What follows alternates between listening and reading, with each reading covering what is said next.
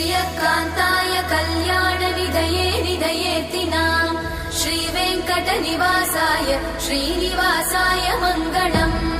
लक्ष्मी सविभ्रमालोकसुभ्रूविभ्रमचक्षुषे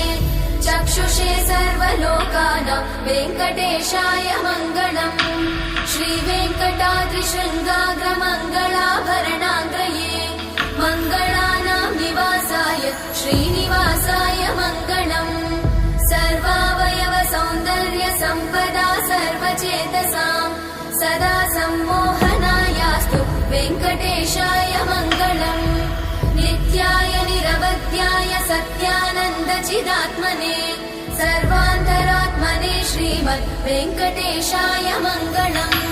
स्वतः सर्वविदे सर्वशक्तये सर्वशेषिने सुलभाय सुशीलाय वेङ्कटेशाय मङ्गलम्।